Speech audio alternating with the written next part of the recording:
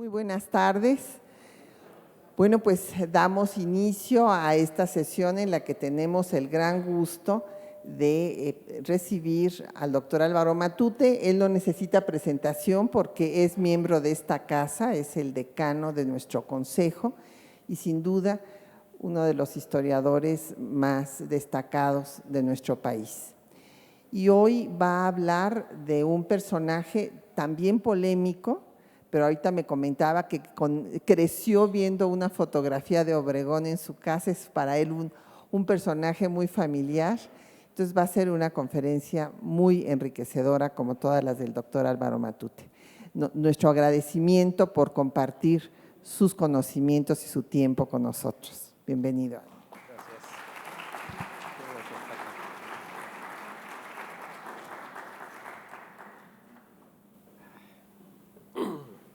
Muy buenas tardes. Hoy es 16 de mayo.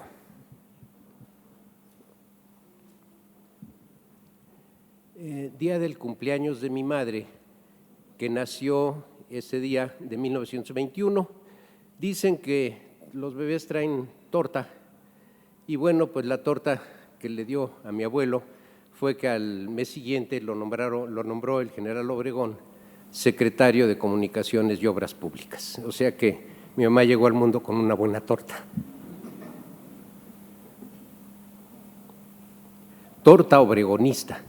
Y como decía la doctora Galeana, efectivamente en la casa de mi abuelo ya anciano, yo vivía con él, al fondo de un pasillo había un retrato enorme, tamaño natural, del general Obregón, o sea que yo supe desde que yo recuerdo que existió un señor al que le faltaba un brazo que se llamaba igual que yo y de apellido Obregón. Entonces, bueno, pues lo conozco, algo.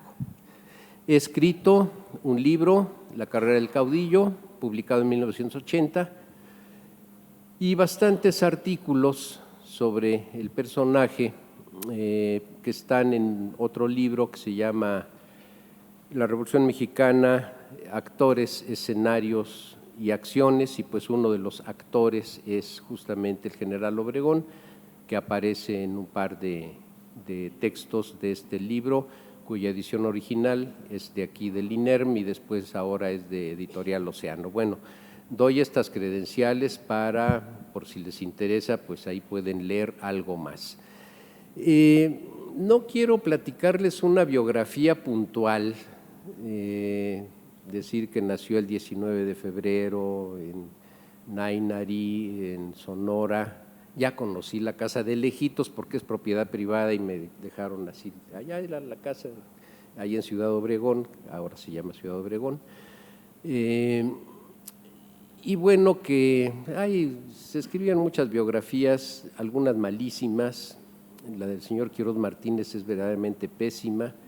Es de esos libros que uno quisiera tirar, pero digo, bueno, pues es raro, ya como bibliófilo no lo puedo eliminar, pero vaya que el libro es malo. Con muchas leyendas.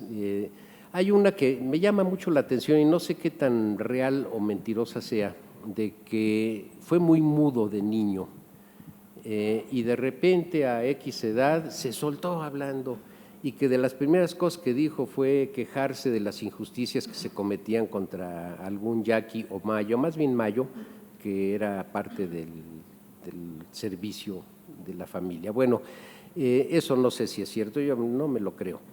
Lo que sí sabemos de cierto es que fue el 19º hijo de el matrimonio Obregón Salido, y claro, pues el papá, después de tener tantos hijos, murióse pronto, dejó en la orfandad al vástago último, y esto lo hizo ser criado por un poco su mamá y mucho sus tías y hermanas mayores. Bueno, 2 o 3 rasgos breves de su temprana, digamos, de su infancia y adolescencia, para que queden ahí establecidos. Yo creo que si Obregón hubiera estudiado una carrera, debió haber sido ingeniero. Tenía una sensibilidad ingenieril enorme, inventó una máquina despepitadora para mejorar el cultivo del garbanzo, y bueno, hizo su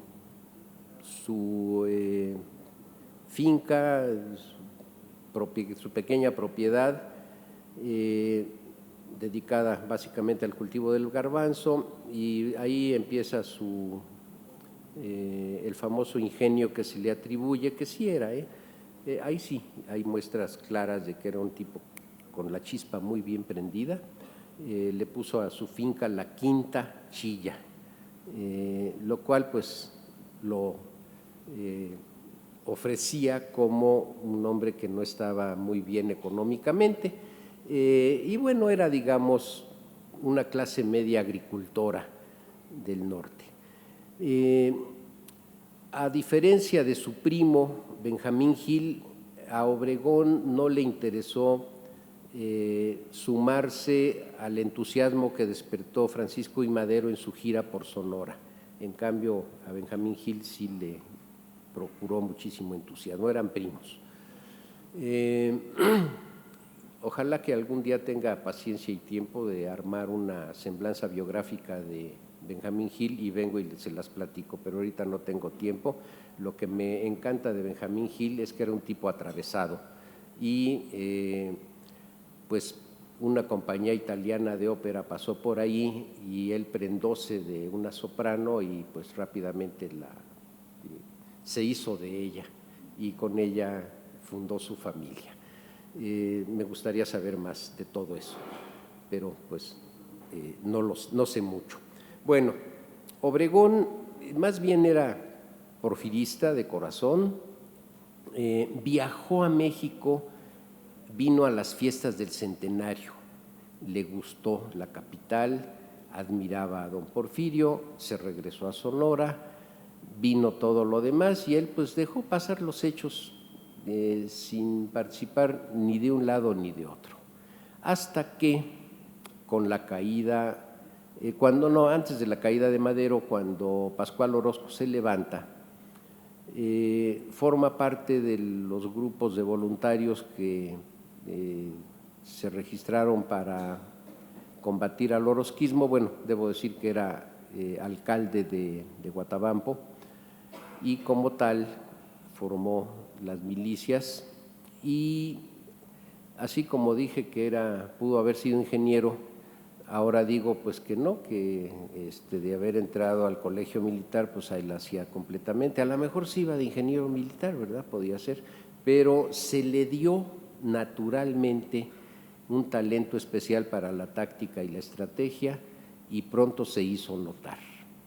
De manera que cuando ahora sí sucumbe Madero, derrota en las batallas de Santa María y Santa Rosa al general Luis Medina Barrón, que era de los muy destacados del Ejército Federal, lo cual, bueno, pues se apunta a un éxito notable y esto pues va a tener repercusiones en la organización de los grupos que arma Venustiano Carranza para el combate al Ejército Federal, al gobierno de Victoriano Huerta. Y viene el tercer talento de Obregón, la política en su nivel más sucio, bueno, la política, bueno, no sé si sea pleonasmo, ¿verdad? Pero en fin, desarrolla un talento político que ya que está Carranza en Hermosillo y toda la cosa, a la hora de armar su equipo de colaboradores, impide que el biografiado de la doctora Gilpein aquí presente, o sea, Felipe Ángeles, se quede con el cargo de la Secretaría de Guerra, porque Obregón pues le hace intriga y media para que no quede y entonces él ocupa esta posición.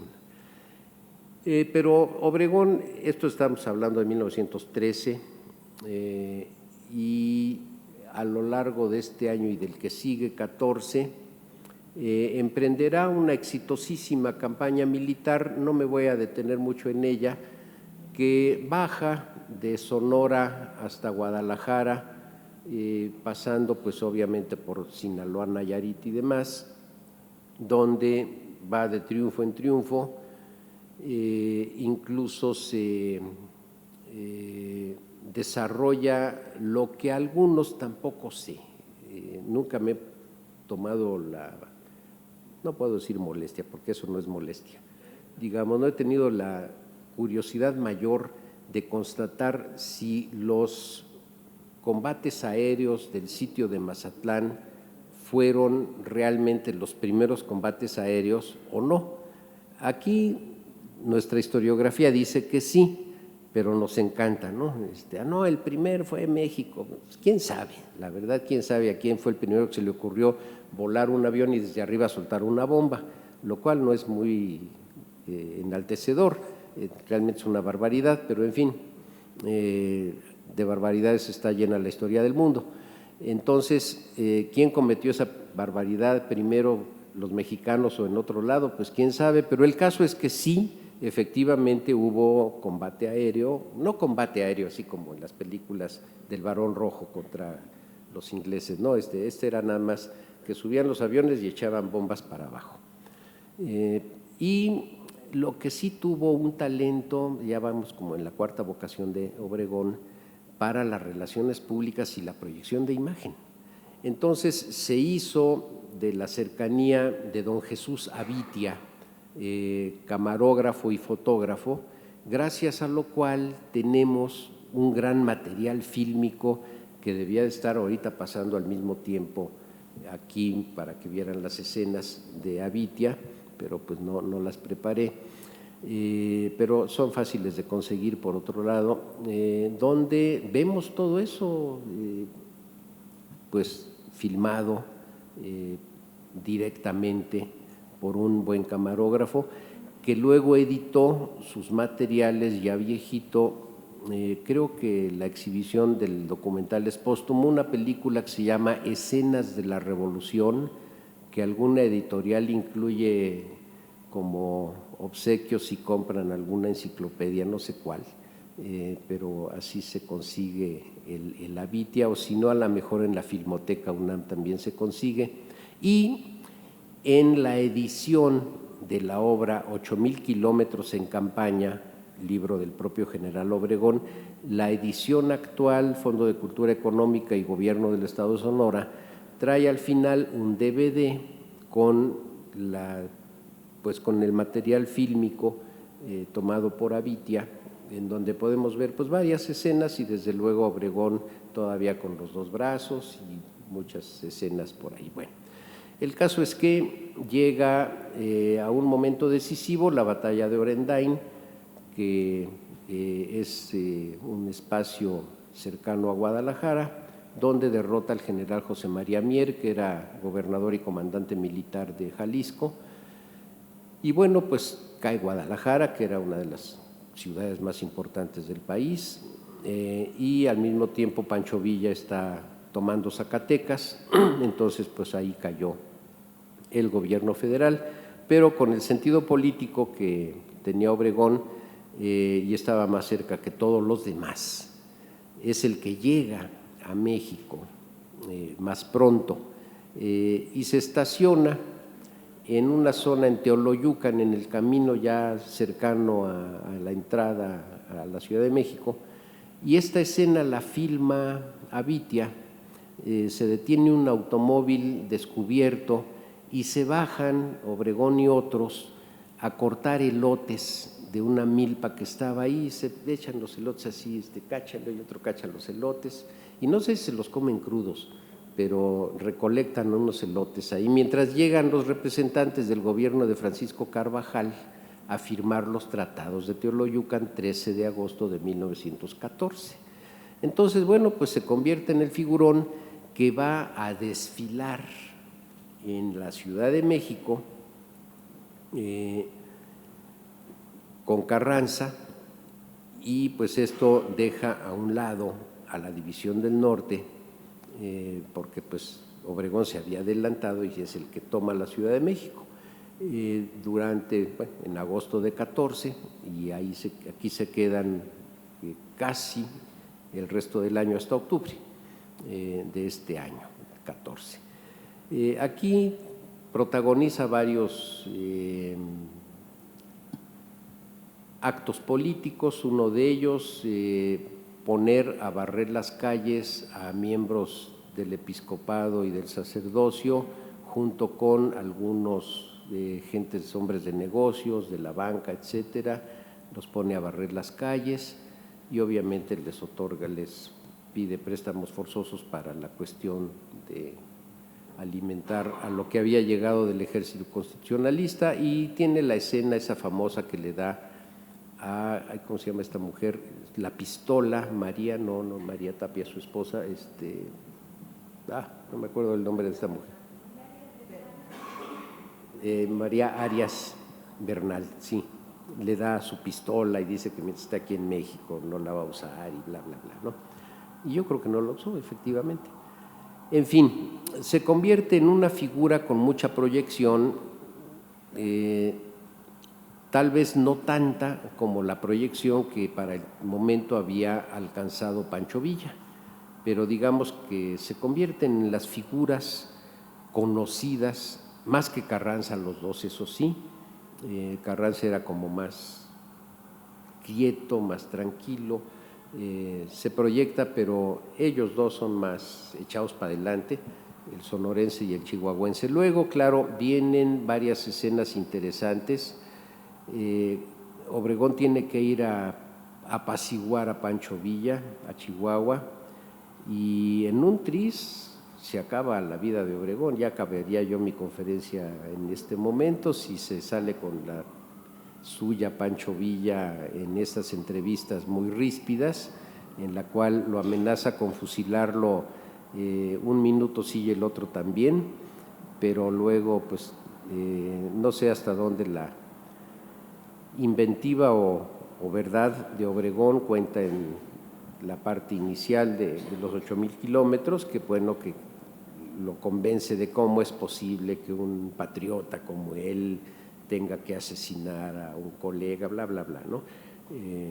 Digamos que se repite Los valientes no asesinan de Guillermo Prieto con Juárez, pero a nivel personal, de tete a tete, y bueno, pues lo deja libre y se regresa en el ferrocarril Obregón, después de haber estado realmente cerca de terminar ahí sus días en 1914.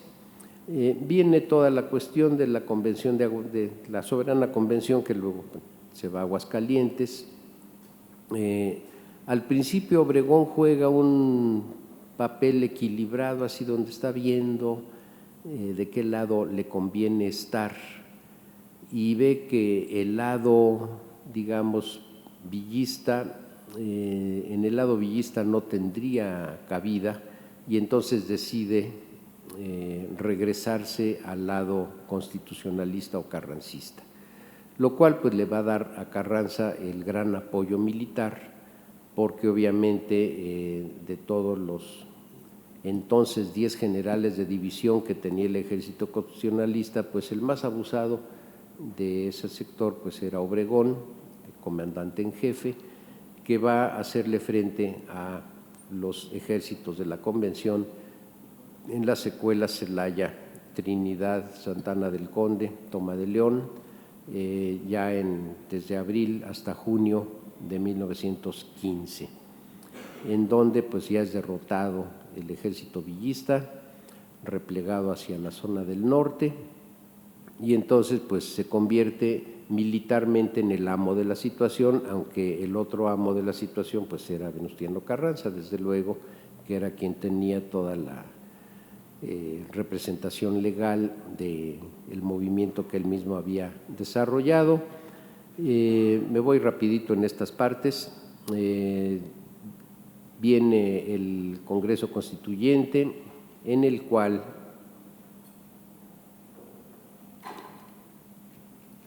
los diputados radicales jacobinos van a estar respaldados por él frente a los moderados que apoyaban el proyecto constitucional de Venustiano Carranza. Ahora, dentro de 4 años, hablaremos demasiado de todas esas cosas. Ahorita nada más las dejo ahí. El caso es que se identificó que Obregón apoyaba a los jacobinos. Años más tarde, el jefe jacobino, Francisco J. Múgica, pues estuvo en un tris de sucumbir a manos de Obregón, se salvó. Salvó su pellejo, como salvó el pellejo Obregón de Villa, Múgica lo salvó. Pero en un momento dado, pues tuvieron buena relación, puesto que Obregón apoyaba a los diputados jacobinos. Viene 1917, ya la Constitución jurada, sancionada, se convoca elecciones, resulta presidente constitucional Venustiano Carranza, toma posesión el 1 de mayo de 17 y Obregón renuncia a la Secretaría de Guerra. Decide deslindarse del carro completo carrancista y se va a Sonora. No les iba nada mal en las cosechas de garbanzo, exporta garbanzo.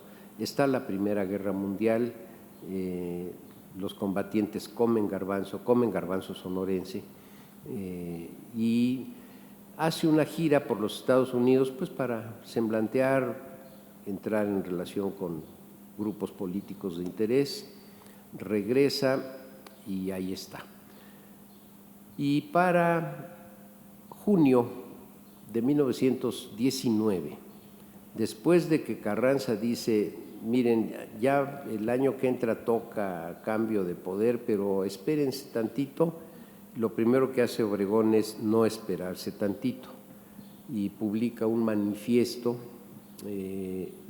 pronto, no me acuerdo si el mero 1 de junio o algún día de junio de 19, en el que ofrece su candidatura a la presidencia del país, avisa que él va como candidato, lo cual llena de disgusto a don Venustiano y va estableciendo un deslinde. En este manifiesto hay un perfil ideológico de Obregón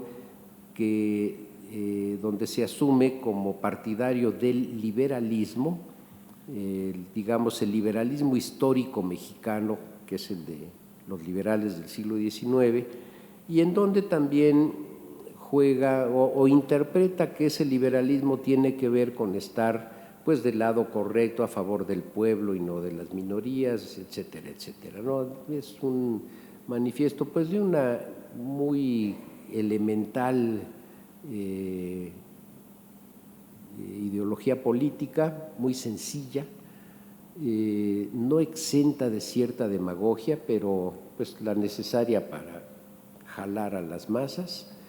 Y bueno, pues ahí está, lo cual hace que todo el movimiento, todo el mundo político se cimbre. Desde luego él contaba con muchísimos apoyos dentro de las cámaras de diputados y senadores, en el mismo gabinete había gente suya, en fin, había mucho obregonista por todos lados, y también había muchos carrancistas. El mapa de México, y ahí debía haber traído una ilustración, pero pues no la hice. Acabo de regresar de un simposio en Baja California, entonces poco tiempo para las cosas. El país no está muy tranquilo, que digamos. En un libro mío, hablo de la dinámica de control y descontrol territorial. El control territorial del gobierno constitucional de Venustiano Carranza era, por decirlo de algún modo, precario. Había zonas enteras en las que simplemente pues no regía, punto. La Huasteca, la zona villista, el distrito norte de Baja California, grandes partes de Chiapas, todo el estado de Oaxaca, partes de Veracruz, ya dije la Huasteca, pero además otras zonas de Veracruz, partes de Puebla, En fin, un país complicado, con mucha gente levantada en armas. Para fortuna de Carranza, cada quien por sí y no unificados, lo cual esto facilita las cosas, desde luego que se combata a unos o a otros, pero no a todos al mismo tiempo. Entonces, este es el país en el cual, en las zonas que sí, digamos, tenían una vida cotidiana más o menos ya tranquila y restaurada, pues la cuestión política hace que la gente que se dedica a la política se preocupe y se ocupe de ver qué más pasa. El general Pablo González, que se sentía competitivo con Obregón, también lanza su candidatura. Y aquí debo decir que para establecer la idea de cómo se desarrolla el caudillismo, aquí en lugar de que un partido le ofrezca a un candidato el apoyo, el candidato se lanza a ver partidos, ¿quién me apoya? Es al revés. Yo voy, a ustedes partidos les puede convenir apoyarme, no a mí me conviene que usted partido me apoye a mí, sino que a ustedes les conviene el apoyo a mí. Y entonces los partidos que surgen, sobre todo el liberal constitucionalista, el PLC, es el fuerte porque ese lo controlaba Benjamín Gil, pues es el partido que aglutinaba más fuerte a los obregonistas, pero hay otros partidos regionales que también se suman a darle su apoyo a Obregón, que se espera un poco y hasta el fin del año inicia una gira semejante a la que hizo como militar, es decir, baja de Sonora por el Sudpacífico, el tren, toca todas esas plazas hasta Guadalajara, llega a México, luego hace una gira por el centro, va a Michoacán, toma otros puntos, y luego se va al noreste. Para entonces, ya estoy hablando de 1920, ya estamos en febrero, marzo de 1920. Antes, marzo de 1920, por fin se decide Venustiano Carranza que el candidato bueno debía ser el embajador de México en los Estados Unidos, Ignacio Bonilla, a quien conocía solo la clase política, pero la gente no tenía la menor idea de quién era Ignacio Bonilla, pero era un buen tipo, la verdad era un buen tipo Ignacio Bonilla, pero pues él, obediente, le dice Carranza, ¿te vas de candidato? Pues sí, me voy, ok. Era sonorense también, a ver si con eso dividió un poco Carranza a cierta opinión pública, pero no importa que fuera sonorense. Nadie pelaba, perdón por el coloquialismo, pero nadie pelaba a Ignacio Bonillas. El caso es que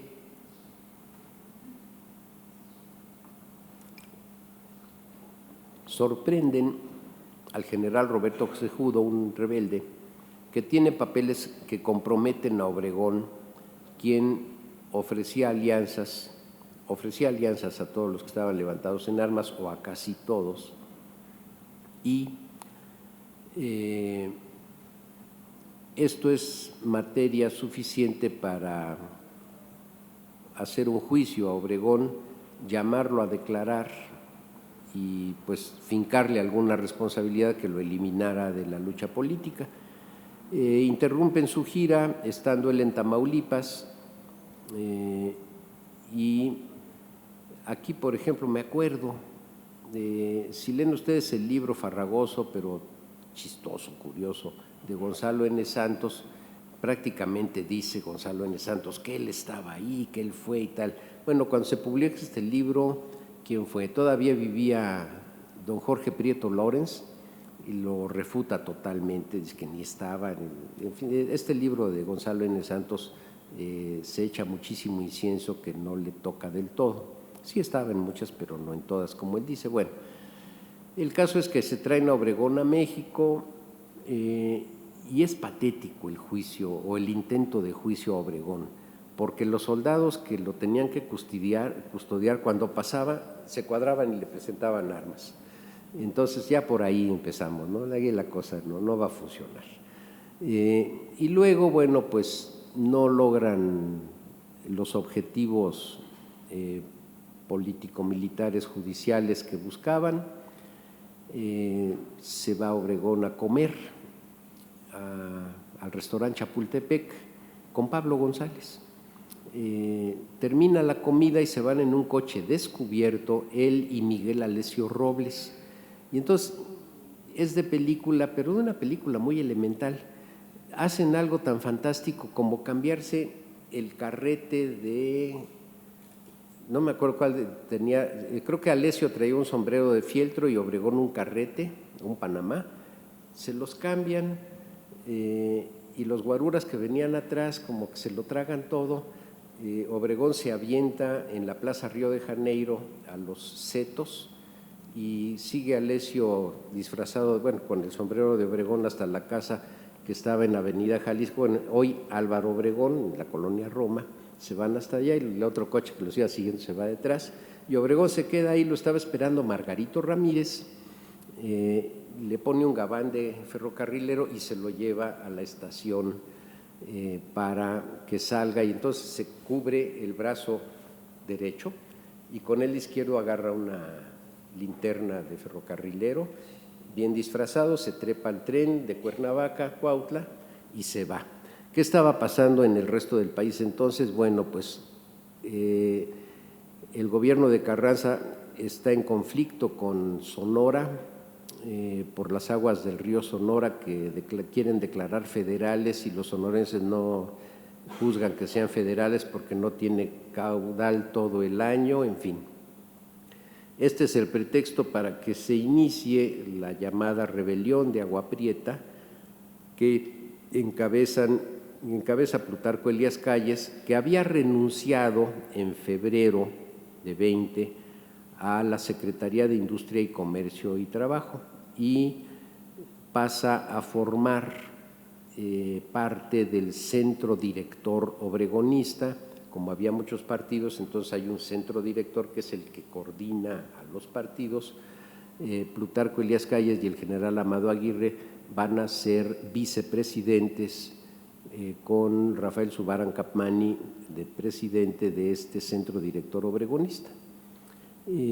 Pero Calles se va a Sonora y desde Agua Prieta en la frontera proclama el plan IDEM 23 de abril y entra Sonora en rebelión, y lo que va a suceder es que no hay apoyo para el ejército federal, para el ejército nacional, ya no se llama federal, se llama nacional.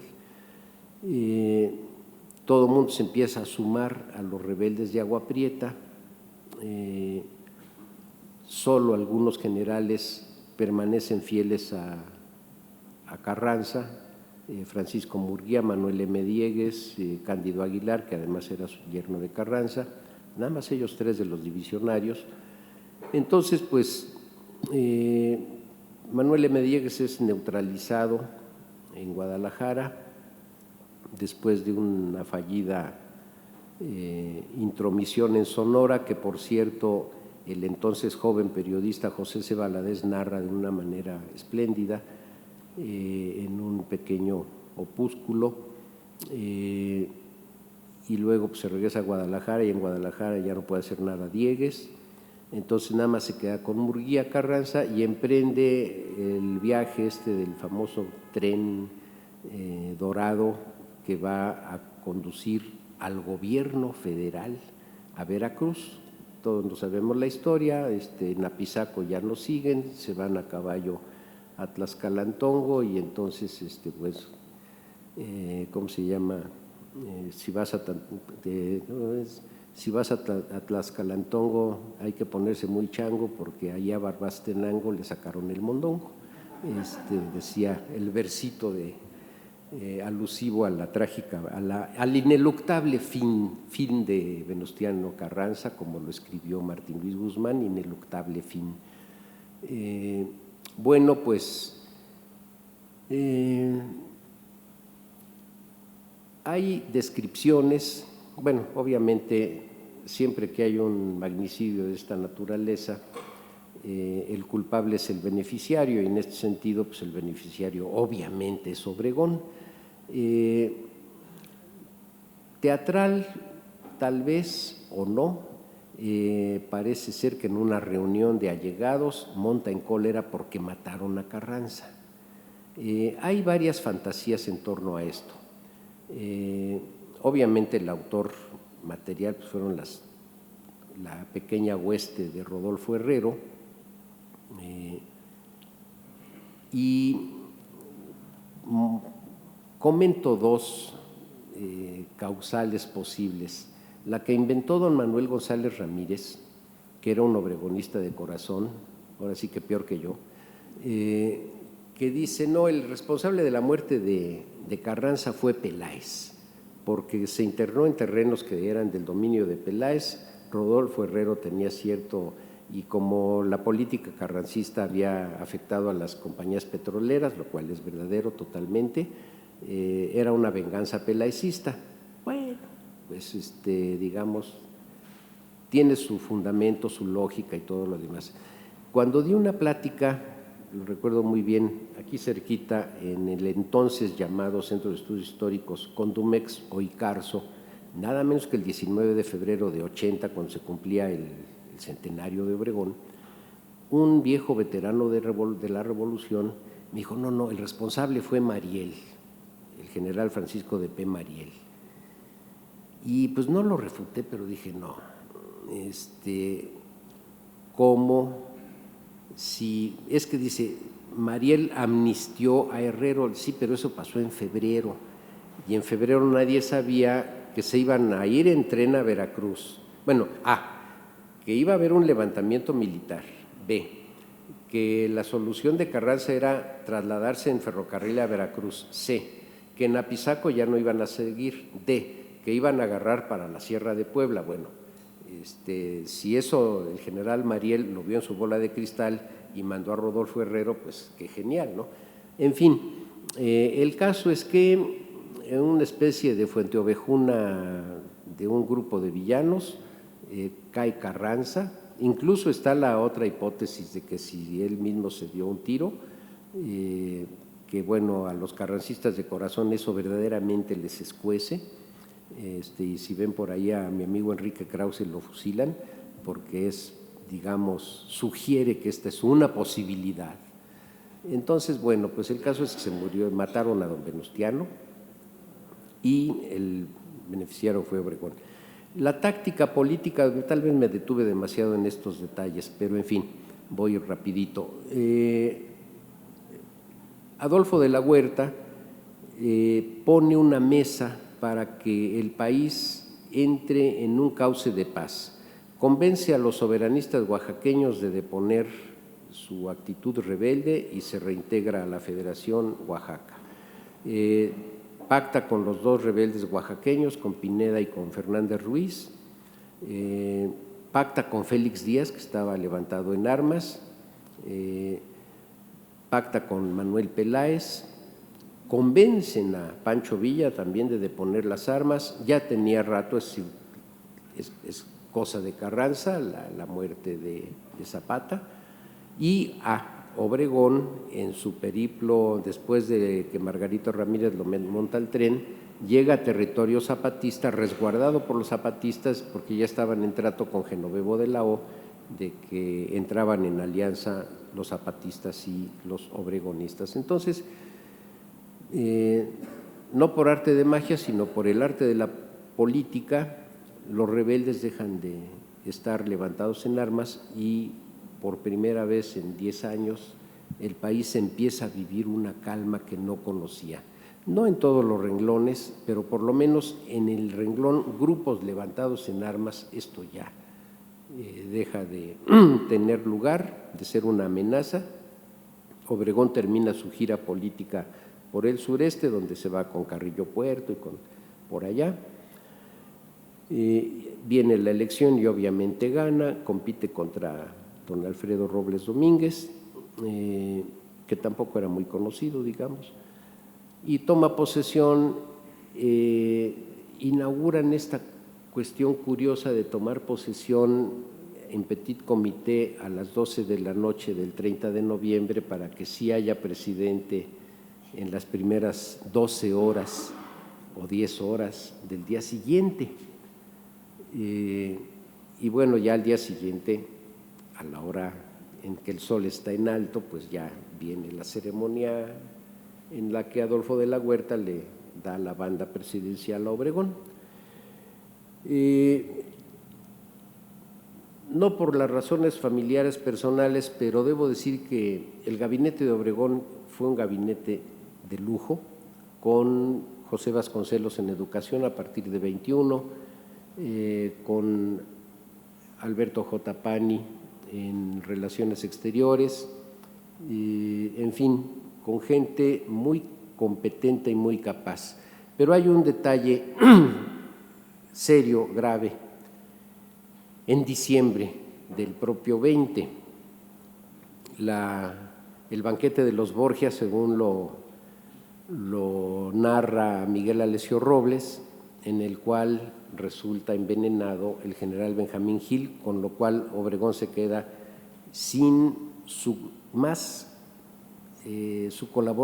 colaborador de más confianza. Para Alessio Robles, el causante es Plutarco Elías Calles, que ocupa la cartera de Gobernación y que, bueno, entre él y Benjamín Gil parece que no había, no parece, sin él parece, no había punto, ninguna buena relación. Ahí narra Alessio Robles un pleitazo en el elevador de Palacio Nacional, en el cual iban en el elevador Calles, Gil y Alessio Robles. Entonces, bueno, como no es una conferencia sobre Gil, ahí lo dejo nada más. Iba a mencionar otra cartera. Bueno, Adolfo de la Huerta está en Hacienda, Antonio y Villarreal anda por ahí, primero está en Agricultura, pero después se separa del gabinete, se pelea con Obregón y entra Ramón Pedenegri. En fin, es un gabinete bien interesante. Y bueno, el país, después de 10 años de una tensión permanente muy fuerte, vive 3 años muy relajados. Sí hay alboroto y cosas, digo, no es una paz absoluta, pero comparado con los años anteriores del segundo semestre de 20 a muy entrado 23, la cosa entra en un cauce que ya la gente necesitaban vivir más en paz. Es el momento de la educación vasconcelista, en fin, de toda esta vida interesante que se desarrolla en México. Pero tenemos que seguir adelante. Me brinco todo el gobierno de Obregón así, arbitrariamente, para entrar en el terreno de la sucesión presidencial. Ahí casi podría decirles, si no la tienen en el blockbuster más cercano a su casa, alquilen La sombra del caudillo y véanla. Y esto me ahorra un rato de conferencia. Bueno, es una mezcla de situaciones políticas, pero en fin. Viene la sucesión presidencial, en la cual están Calles y de la Huerta en competencia, y finalmente Obregón le da su espaldarazo a Plutarco Elías Calles de una manera anecdótica. Cuentan que dice Obregón, Adolfo, cantas muy bonito, eres muy buen tenor y puedes dar clases de canto, en cambio Plutarco lo único que sabe hacer es política, entonces tiene que seguir aquí, tú en cambio puedes trabajar en una profesión decente. Y yo soy agricultor, pero Plutarco, pues sí, lo único que sabe hacer es política. Y vaya que sabía hacer política Plutarco, ¿verdad? Entonces él va, pero pues mucha gente no está conforme. Yo pienso que si yo hubiera sido ciudadano mexicano de 1923, yo hubiera sido de la huertista. Pero como soy historiador del sí de ahorita, pues no, pero me pongo en en la piel de un mexicano de entonces. Yo, ¿por quién me hubiera inclinado? No, pues por el más decente, por De la Huerta. Me cae bien, ni modo.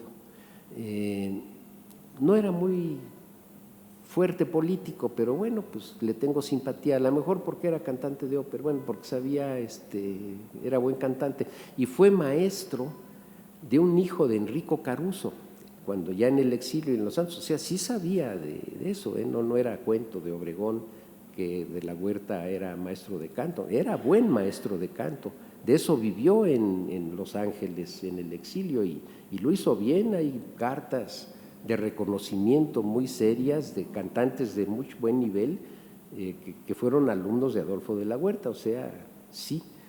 A lo mejor por eso me cae bien, por razones líricas, pero el caso es que, digamos, De la Huerta jalaba a la gente decente, con lo cual yo digo que si hubiera sido ciudadano de esa época, yo me catalogaba dentro de la gente decente, no dentro de la gente indecente, ¿verdad?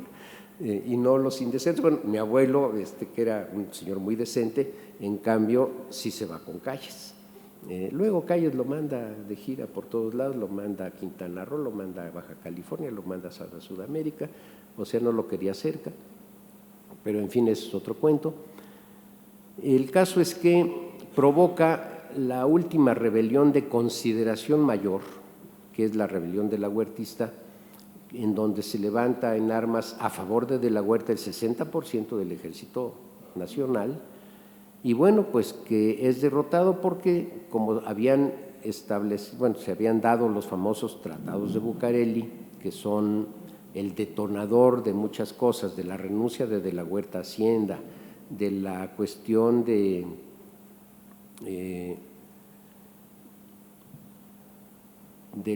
la sucesión presidencial, la precipita porque la renuncia es casi cuando Obregón estaba pues ya a punto de tomar la decisión final. Y bueno, algo sobre los tratados. Obviamente a Obregón se le iba la vida, no puedo decir que hubiera sido capaz de dar el otro brazo, pero se le iba la vida por el reconocimiento de los Estados Unidos, que se dan en condiciones bastante leoninas para México, en las conferencias de Bucareli, donde se está buscando que no sean retroactivas leyes que estaban establecidas en la Constitución que afectaban intereses norteamericanos, sobre todo en el rango petrolero, y esto finalmente es pactado, firmado, pero no ratificado por el Senado, y no adquieren categoría de tratados, pero en fin, dan lugar al asesinato del senador campechano Francisco Fil Jurado y al intento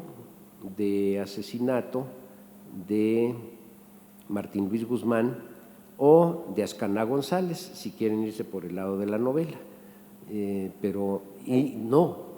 de Prieto Lawrence, claro, del abuelo de mis amigos Guillermo Sheridan Prieto y de Adolfo Carrillo Prieto, a quien vi hace rato, pues se hubieran quedado sin abuelo, porque Jorge Prieto Lawrence era líder del partido cooperatista y pues fue un elemento que en un momento dado desarrolló una oposición a los sectores que apoyaban a Plutarco Elías Calles. La tensión en la Cámara fue elevadísima y hubo un intento real de asesinar a Prieto Lawrence, lo cual lo podemos ver en La sombra del caudillo con otros personajes con otros nombres, pero en realidad el objetivo era Prieto, y realmente tanto en la novela como en la película se recrea muy bien el ambiente de tensión que provocó todo esto. El caso es que se desarrolla esta asonada militar en la que participan muchos generales antiobregonistas que son derrotados y muchos pasados por las armas, otros serán colocados en el exilio en un México pues que para junio de 1924 deja mucha desolación, una vuelta a una cierta normalidad, de una normalidad, porque ya todos los levantados en armas o estaban muertos o estaban ausentes, entre ellos Rafael Buelna, Manuel M. Diegues, Salvador Alvarado, Manuel García Vigil, y tal.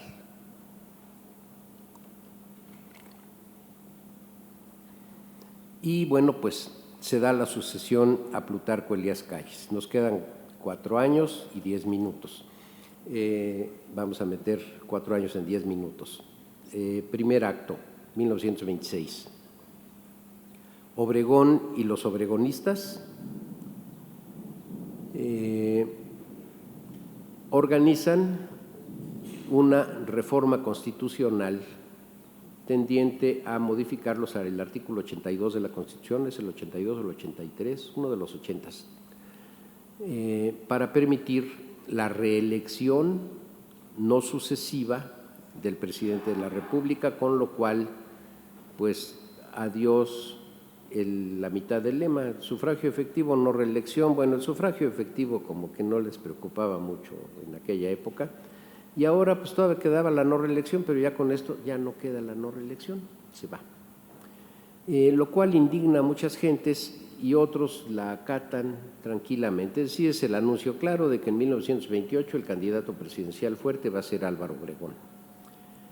Viene el terrible episodio de 1927. Francisco R. Serrano y Arnulfo R. Gómez, los dos con R, se lanzan sus candidaturas, siendo que Francisco Serrano había sido, y ahí perdón también por el coloquialismo, había sido uña y mugre de Obregón. Era el hombre de confianza de Obregón, pero pues le calientan la cabeza y se lanza de candidato de oposición, lo cual le provoca a Obregón un disgusto de aquellos. Y pues se ponen a medir el terreno. Viene el episodio de octubre de 1927, en el cual iba a haber unas maniobras militares en Balbuena, en las que iban de invitados de honor Calles, Obregón y el general Joaquín Amaro, que era secretario de Guerra y Marina, en la cual estas maniobras, de acuerdo con los participantes, les iban a dar golpe de Estado. Entonces, los servicios de inteligencia de la época descubren ese pastel y cambian al general encargado de la guarnición de la plaza, es decir, lo mandan a otro lado de la noche a la mañana, mientras Francisco Serrano estaba en Cuernavaca por celebrar su onomástico, el Día de San Francisco. Y bueno, pues viene el episodio Cuernavaca, que es muy lamentable, así es, una vergüenza en la historia nacional. Son apresados y asesinados en Huitzilac el grupo de serranistas, con la milagrosa escapatoria del doctor Francisco Santamaría Tabasqueño, que se escapa milagrosamente de la comida que tenían en Cuernavaca y no lo pescan, y luego escribe su folleto de cómo escapé, etcétera, etcétera. En fin, era un grupo de gente que apoyaba la candidatura de Serrano, que es vilmente asesinada en Huitzilac, pues de una manera realmente con un lujo de crueldad espantosa. Y al ratito se levanta en armas por esa razón el general Gómez, que rápidamente es reducido y fusilado en Teocelo, Veracruz. Y ahí, bueno, existía el Partido Nacional Antirreeleccionista refundado o fundado, así con esta característica de nacional antirreeleccionista, pues es fundado por Vito Alessio Robles, el coronel ingeniero Vito Alessio Robles, que apoya a Arnulfo R. Gómez. Bueno, en un México muy pesado, de atmósfera muy pesada, el ingeniero Alessio Robles va a reconocer el cadáver de Gómez, se lo trae a la Ciudad de México, lo vela y lo sepulta. Y bueno, pues caminaba sobre ascuas, Alessio Robles, la verdad. Bueno, aquí viene, y esto pues obviamente los artífices de todo esto pues son al unísono los generales Obregón y Calles. José Vasconcelos escribió en el proconsulado: en este México, si Caín no mata a Abel, Abel mata a Caín. O sea, era una ley de la selva que se establece en los altos círculos políticos, en donde está el sálvese quien pueda. Después, pues el episodio final viene el año que entra, es electo Obregón después de la manera como eliminaron a sus contendientes, pues ya no quedaba nadie capaz de oponérsele. Es electo, pero pues ya ven, primero sufre un atentado en la Plaza de Toros y luego pues ya definitivamente aquí cerquita, una cuadra para abajo, encuentra la muerte mientras tocaban el Limoncito. La fantasía dice que hubo más balazos de los que podía cargar el revólver de León Toral. ¿Quién lo vio? Yo. Me regaló una copia don Antonio Ríos Facius hace muchísimos años de un parte médico de la persona que hizo el reconocimiento del cadáver de Obregón. Es un texto fechado en 1940, no en 1928, entonces, pues la verdad no sabe uno si sí o no, porque sí, este médico dice que sí hubo más perforaciones en el cuerpo de Obregón, pero pues no es un documento del día siguiente. De hecho, no existe un documento del día siguiente, no había un buen servicio forense, no existía CSI. Si hubiera existido, hombre, Grissom de aquí se los saca y desde qué ángulo vinieron las trayectorias de las balas y todo, como vemos ahora en la televisión, pero no, pues no. El caso, bueno, ahí estaba junto a él Aarón Sáenz, y en primer lugar a Aarón Sáenz no le toca ni un balazo y tampoco a Aarón Sáenz le pega un balazo a Obregón, ni mucho menos, ¿no? Para nada, ¿no? Para nada, pero pues ahí cayó. No sé si fue como Rosita Alvírez, que estuvo de suerte y nomás uno era de muerte, quién sabe.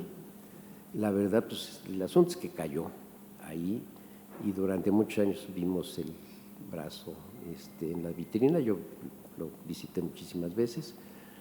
Y entonces, bueno, tenemos a un personaje que en un momento dado, 1920-23, puso el orden que el país necesitaba y el encauzamiento para que siguiera adelante.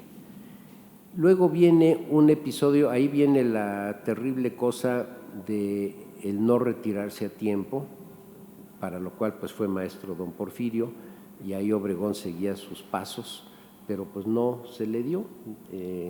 Hubo una bala o varias balas que le cortaron el camino para bien del país, porque aquí viene mi última, entre hipótesis y sí, hipótesis, digámosle hipótesis. Hace muchos años José Emilio Pacheco escribió una fabulita en la cual si no muere Obregón y se vuelve presidente, sucesivamente iba a ir modificando la Constitución, igual que Porfirio Díaz. Ahora ya me sigo de frente, y en los años 30 hubiera sofocado la rebelión de los generales, Joaquín Amaro, Lázaro Cárdenas et al, y luego más adelante hubiera sofocado la rebelión de los licenciados, Miguel Alemán, Adolfo López Mateos et al. Y ya viejito en el 68 hubiera reprimido a un movimiento estudiantil, y ya pues hubiera establecido relaciones con Franco, tal vez le hubiera ido a Hitler en la guerra, quién sabe qué tantas cosas. Pero la verdad es que la fábula de José Emilio Pacheco no hubiera llegado más allá de 1932, 2, 1. Obregón estaba malísimo, tenía una salud precarísima. Si ustedes ven, prometo que la próxima vez sí pongo fotos. La foto de Obregón sentado en un equipal, es un hombre que tiene 47 años, 47, parece un viejito. Había tenido un infarto, por lo menos un infarto en la de la Huertista en Chapala. En Chapala se recupera, no sé si ahí le dio el infarto o ahí se fue a recuperar, pero ahí estableció el cuartel general. Y comía carne como bárbaro. Perdón por los sonoros, yo amo al estado de Sonora, me tratan de maravilla en Sonora y me dan unas carnes de aquellas, pero eso es en cada viaje a Sonora, que es uno cada 2, 3 años. Me preparo para una ingesta fuerte de carne. Estos bárbaros se la comían diario, y vayan ustedes a ver con qué más, ¿no? El caso es que las arterias de Obregón no le hubieran dado para vivir 3 años, 4, cuando mucho. O sea que la fábula de José Emilio y la desgracia de tener un dictador de esa naturaleza, pues tampoco. El colesterol y todo lo demás hubieran hecho el acto de justicia que se adelantó acá en la bombilla. En fin, ya en este terreno entran, dicen, si el profesor dijo que era obregonista, con esos amigos, ¿quién quiere enemigos, verdad? No, lo sigo admirando, porque fue el hombre del momento, en su momento. Lo que pasa es que después de 24 perdió el momento, ahí estuvo el error.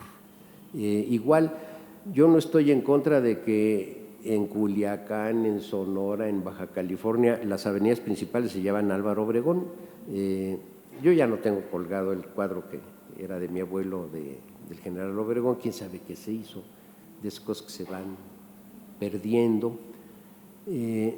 Si lo tuviera, no lo tendría colgado, tengan la seguridad, pero le guardo un gran respeto y admiración al gran político militar que fue, pero aguas con el protodictador que también ahí venía. Y ese hombre helado que no se tentó el corazón para eliminar a los enemigos que tenía. Ahora, pienso que esas eran las reglas del juego de ese tiempo, que ya no es. Entonces, lo dejo ahí a sus reflexiones personales, todas estas ambigüedades, estas contradicciones, pero desde luego estoy absolutamente convencido de que en Obregón, que es el caso que hemos juzgado ahora, como muchísimos otros personajes históricos, nadie es de una sola pieza, nadie es la biografía bonita que nos cuentan en la primaria, que es un hombre lleno dechado de virtudes. Pues no,